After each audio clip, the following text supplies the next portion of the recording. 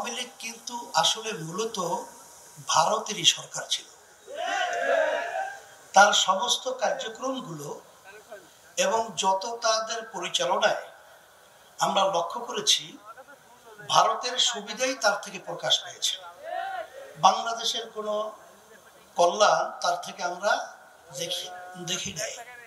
যাই হোক, আসলে বাংলাদেশের মধ্যে ইসলামী নীতি আদর্শ এটাই যে আসলে বাস্তবতা, সেটা কিন্তু আওয়ামী লীগ, বিএনপি সহ অন্যান্য যারা রয়েছে তারাও কিন্তু অনুভব করে। কারণ আপনারা দেখেছেন যে আওয়ামী লীগ নির্বাচনের আগে আপনারা দেখেছেন, আমরা দেখেছি, পট্টি বেঁধেছে, এমনকি শরিয়া বিরোধী কোনো আইন পাশ করবে না এটা বলতে বাধ্য হয়েছে। বিএনপি কিন্তু ইসলামের মূল্যবোধের সরকার বলতে বাধ্য হয়েছে। আসলে ব্যাপারটা হলো এই যে বাংলাদেশে শতকরা প্রায় 92 জনের মতো মুসলমান বসবাস করে। এই দেশের মধ্যে রাষ্ট্রীয় পর্যায়ের নীতি আদর্শ বাস্তবায়ন থাকবে ইসলাম, এটাই হলো বাস্তবতা। কারণ আজকে খেলাফত মজলিসের এই মজলিসের মধ্যে ইসলামী আন্দোলন বাংলাদেশের দায়িত্বশীলরা এসেছে, অন্য অন্য ইসলামী দলের দায়িত্বশীলরা এসেছে, বিভিন্ন পর্যায়ে। আলহামদুলিল্লাহ আমরা কিন্তু মনের দিক থেকে অনেকটা ঐক্যের কাছাকাছি চলে গেছি এবং বাস্তবতাও কিন্তু তাই। আর বিশেষ করে আমি ধন্যবাদ জানাই খেলাফত মজলিসের আমাদের সম্মানিত আমির, মহাসচিব সহ তারা কিন্তু এই ঐক্যের ব্যাপারটা অত্যন্ত গুরুত্ব দিয়ে তারা কাজ করতেছিল।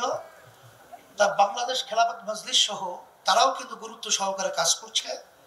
জমিয়ত উলামা ইসলাম সহ আমরা কিন্তু আলহামদুলিল্লাহ অনেকটাই পরামর্শ ভিত্তিক অনেকটাই কিন্তু আমরা কাছাকাছি চলে এসেছি। আমরা দোয়া করি, দোয়া চাই আমরা যেন সবাই একত্রিত হয়ে ইসলামের পক্ষে আমরা যেন একটা আওয়াজ তুলতে পারি এবং আশা করি আল্লাহর আমাদের পারবো ইনশাআল্লাহ। আমরা বিভিন্ন পর্যায়ে যারা রাজনৈতিক দল মাঠে ময়দানে কাজ করছি, আমরা আসলে দেশ সুন্দর করার ব্যাপারে, সুন্দর একটা কল্যাণ রাষ্ট্র হওয়ার ব্যাপারে আমরা সবাই ঐক্যমতে তাদেরকে সহযোগিতা পরামর্শ সহ সব ব্যবস্থাপনা করা এটা আমাদের নৈতিক দায়িত্ব।